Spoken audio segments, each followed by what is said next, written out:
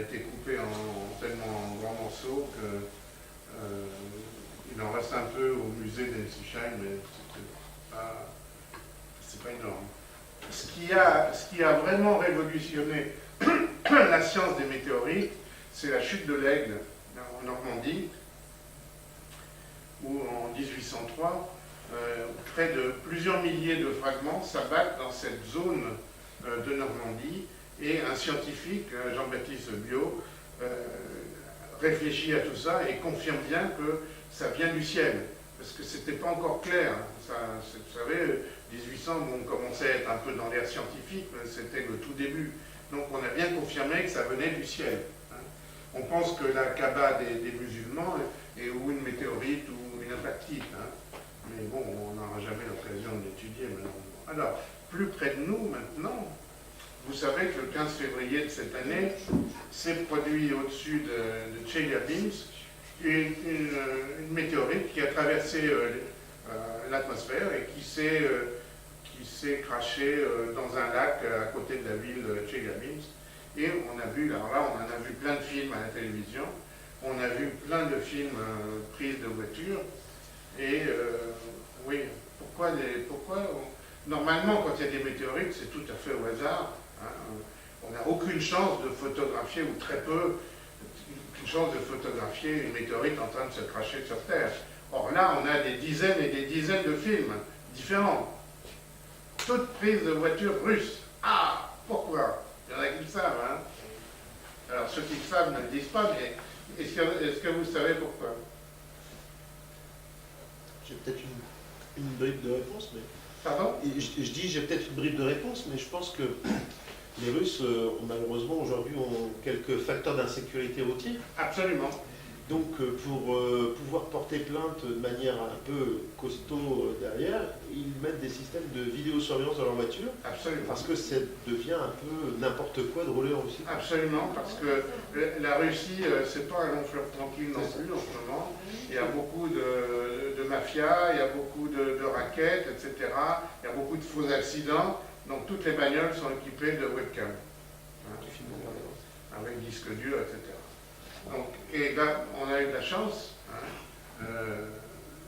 On a pu imager je vais vous montrer. On a pu imager cette météorite qui pénétrait l'atmosphère au-dessus de Chelyabinsk. Vous allez la voir apparaître à gauche.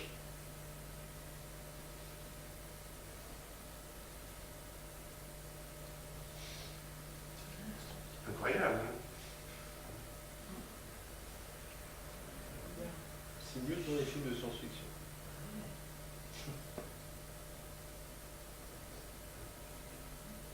Incroyable. Alors, je suis obligé de sortir des... C'est marrant de voir les gens qui continuent à marcher. Ah oui, oui. Enfin, on a l'impression qu'ils n'ont pas bien compris ce qui se passait. Ah oui, je pense, oui. Ils marchent de l'autre côté. C'est fou. Généralement, ce film, il fait planter mon PC. J'ai 2-3 autres films qui sont très intéressants, mais que je ne peux pas mettre dans le PowerPoint parce qu'ils plantent. Bon, voilà. Alors, attendez, ils sont là. Je vais essayer de les trouver.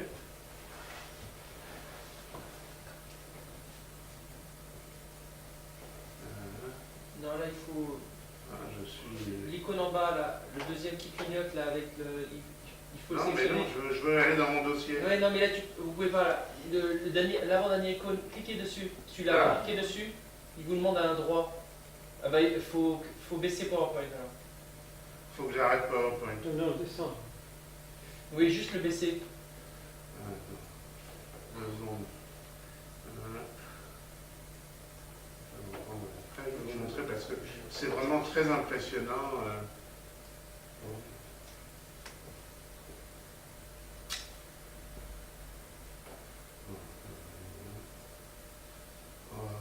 Voilà.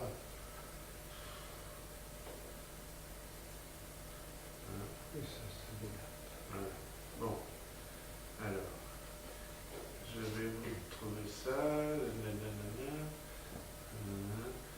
ça c'est ce qu'on vient de voir. Météorite crash in Russia. Je crois que c'est ça. J'en ai plusieurs. Alors, comment on fait ça? Bah, c'est une autre vue. Hein, ça. Mais c'est la même. Oui, oui, c'est la même météorite.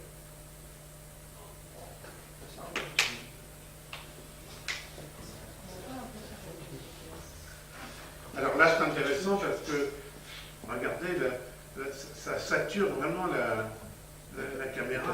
Alors là, le type, il a été intelligent et il s'est tourné vers la météorite. Et à un moment, on en voit une aussi qui part, et elle s'est dédoublée, la météorite. Tu as une vidéo qui est très très impressionnante aussi sur le net, je ne sais pas si tu l'as sur celle-là. Et en fait, on ne voit pas la météorite, mais on voit l'ombre Oui, qui tourne. tu vas voir, Ouais. je l'ai. Je Impressionnant. l'ai sur un autre film. Ouais. C'est incroyable, hein? Voilà, Regardez ça.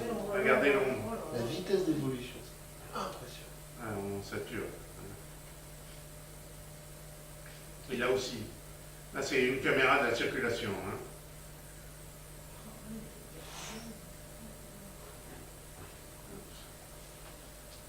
C'est super. Hein. Voilà, là aussi, une autre caméra de circulation. C'est incroyable. Il n'y a pas une bagnole qui s'est arrêtée. Incroyable. Je pense que les gens n'ont pas réalisé ce qui se passait du tout. Ils l'ont oui, ils l'ont peut-être pas. Alors voilà quelques dégâts. C'est un truc de fou.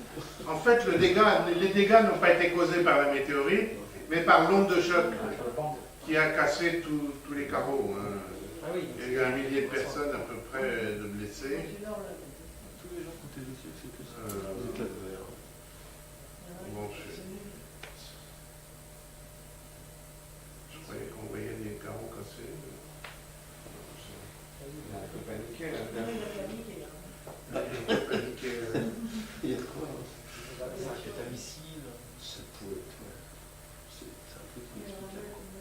Bon, pas très intéressant. C'est annoncé, quoi. Tu t'y attends. Enfin, vous voyez quand même la panique qu'il y a dû y avoir. Alors, oui, ah, il a effacé mon. On recommence là. D'accord.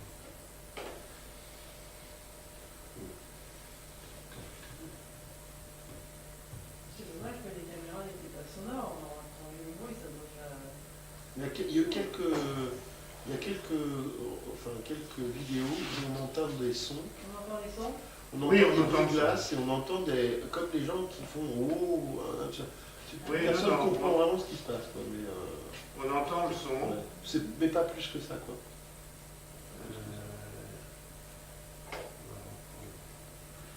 Bon, alors. Bon, ce sont des films que vous pouvez trouver sur Internet, ou alors si vous vous mettez sur mon site, j'avais fait, je crois que j'avais fait il y a un article spécial là-dessus, il y a toutes les références. Parce que c'est quand même rare d'avoir autant d'informations sur une météorite. Donc, d'où viennent-elles? Elles proviennent soit de la poussière de comète, hein, quand la Terre passe dans l'orbite d'une comète, soit de restes d'astéroïdes.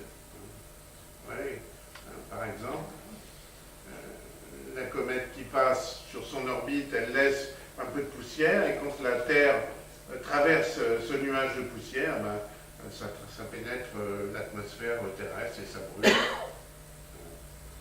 Alors il y a des grandes périodes d'émission de météorites qui correspondent au passage de certaines comètes, principalement, je ne sais pas si... Oui, voilà, j'ai la liste là.